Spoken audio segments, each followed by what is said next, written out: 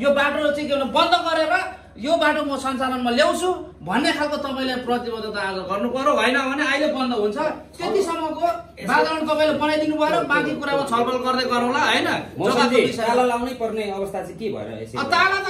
यो अवैधानिक बडा कारण किन हाम्रो इज्जत गइसक्यो हाम्रो यहाँनिर चाहिँ बेइज्जत भइरहेछ यहाँ सुकुम्बासी एउटा त्यसले पनि एउटा पत्नी भनेको सुकुम्बासीको भनेर चाहिँ चिनिने ठाउँ त्यही माथि वडा कार्यालय चाहिँ के भने ओइलेनीमा जग्गा पारि ताला लाइसकेपछि अध्यक्षले पनि एक्सन त लिनुहुन्छ होला अनि उहाँले लिनुभन्दा हामी झन् बिडिहाल्छौँ नि त नि त्यो त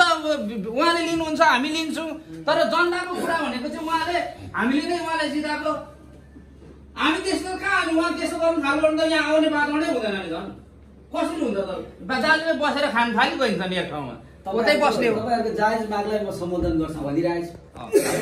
सत्य तथ्य कुरा के हो हैन यो कुरामा जुन हाम्रो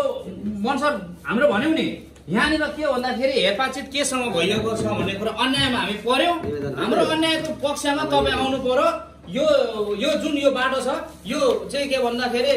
सहमति अनुसार के भने त्यो बाटो पनि होइन अहिले यो माग छ त्यसलाई पनि तत्काल हटाएर त्यसलाई चाहिँ मार्ग बनाउनु पर्यो त्यसको लागि चाहिँ के गर्नुपर्ने हो त्यहाँनिर थप बाटोको लागि आवश्यक कुराहरू पनि हेर्नु पर्यो हैन र अर्को कुरा यो जुन यो अहिलेको यो सहमतिको कुराहरू छ नि जुन हामीले बढ्नुपर्ने कुराहरू यो जो हिजो जस्तै जग्गा खरिदको लागि त कार्यपालिकाले त्यतिखेर नगरपालिकाले गर्यो नि त अनि नगरपालिकाकोहरूसँग चाहिँ बस्ने वातावरण बनाउनु पर्यो र के गरेर सहमति गराउन सकिन्छ यो कुरामा चाहिँ तमाम एउटा चाहिँ एउटाखेरि वडावासीहरूलाई पनि बोलाएर हैन सबैको इच्छा चाहना अनुसार चाहिँ के भने सहमतिमा आउनु पर्यो के भन्ने हो त यी जग्गा जुन अहिलेसम्म हाम्रो वडा कार्यालयको जग्गा 5 कट्ठा 15 धुरको धनी पूर्जा भेटियो यसको फोटो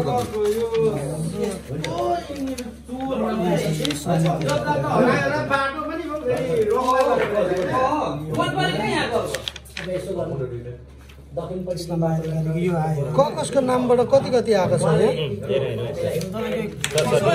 सरस्वती भन्दै अधिकारीको आएको छ होइन 1 कट्ठा 10 दिन कति कति छ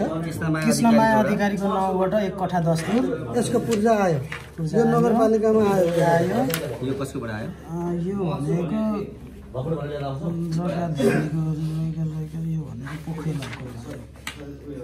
यो भनेको पोखरेल परिवार तर्फबाट खुम पोखरेल झरा पोखरेल रुद्र पोखरेल तर्फबाट 1 कट्ठा 16 गरी जम्मा 3 कट्ठा कतिको छ यहाँ एकजनाकोमा हैन 1 कट्ठा 2 कट्ठा 3 कट्ठा कति छ अनि अर्को आयो एउटा केदारनाथ कोइराला को नामबाट 1 कट्ठा 5 धुर यति नै आएको छ उहाँहरुबाट दाजुभाइबाट जम्मा 5 कट्ठा जस्तै त्यहाँ तल त बोर्डमा बबी कोइराला र रमेश ककसको छ नि त भनेसन कोइराला उहाँहरूको चाहिँ आएको छैन उहाँहरूले केदार कोइरालालाई दिनुभयो केदार कोइरालालाई पास गरिदिनु भयो अनि त्यसको साटोमा यहाँको जग्गा मिलान गर्नु भनेको उहाँहरूले चाहिँ ओइले नि दिनु